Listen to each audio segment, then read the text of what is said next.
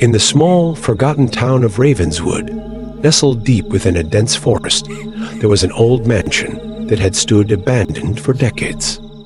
The locals whispered tales of its dark past, but no one dared to venture near it. The mansion was said to be cursed, haunted by the spirits of those who had perished within its walls. One stormy night, a group of friends, Ethan, Sarah, Mark, and Lisa, decided to explore the mansion. They were thrill-seekers, always looking for the next adrenaline rush, and the mansion's eerie reputation only fueled their curiosity. Armed with flashlights and a sense of adventure, they made their way through the overgrown path leading to the mansion. As they approached the mansion, the wind howled through the trees, and the rain poured down in torrents. The mansion loomed before them, its windows like dark, empty eyes staring into their souls. The front door creaked open with a loud groan, as if inviting them inside. "Are we really doing this?"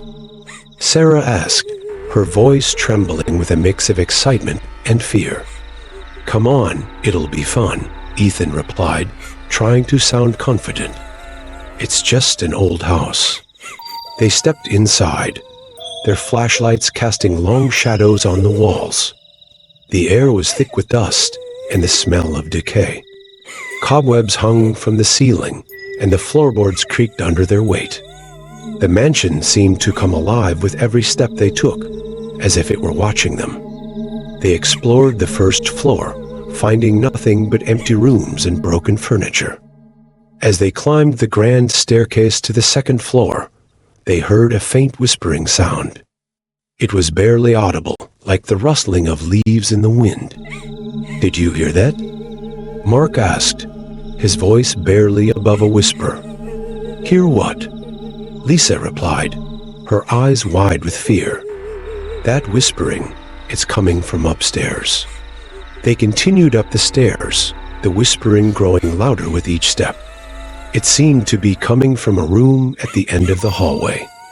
The door to the room was slightly ajar, and a faint light flickered inside. Ethan pushed the door open, and they stepped into the room. It was a bedroom with a large canopy bed in the center. The walls were covered in faded wallpaper, and a broken mirror hung above a dusty dresser. The whispering was louder now, almost as if it were coming from the walls themselves. Suddenly, the door slammed shut behind them, and the room was plunged into darkness. Their flashlights flickered and went out, leaving them in complete blackness. Panic set in as they fumbled to turn their flashlights back on. When the lights finally came back on, they saw that the room had changed. The bed was no longer empty. A figure lay under the covers, its face hidden in the shadows. The whispering grew louder, more insistent, as if it were trying to communicate with them. "Who's there?" Ethan called out, his voice shaking. The figure in the bed slowly sat up, revealing a gaunt, pale face with hollow eyes. It stared at them with an intensity that sent chills down their spines. The whispering stopped, replaced by a low, guttural growl.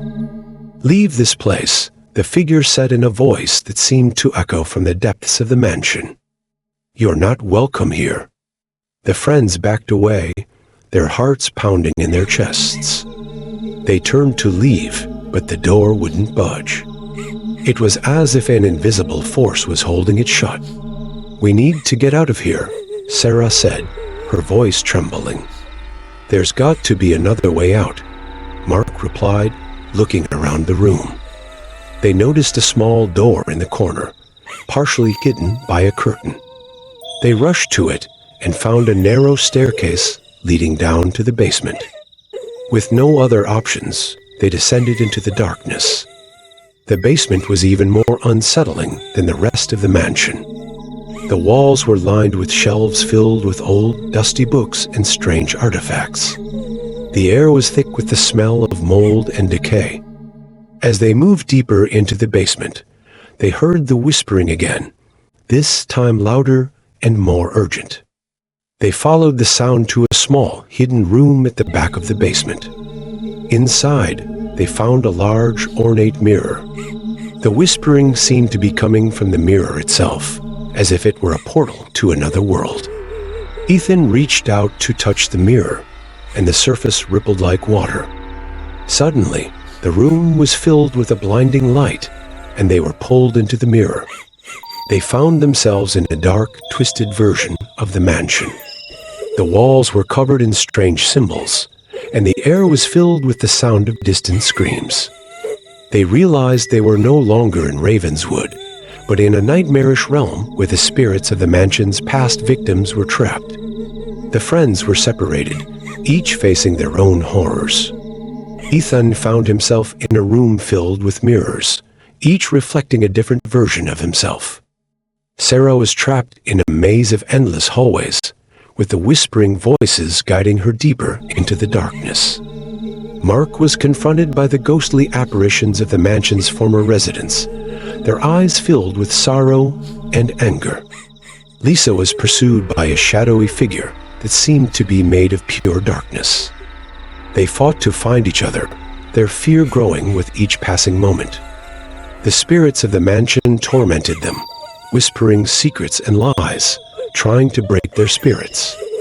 But the friends refused to give up.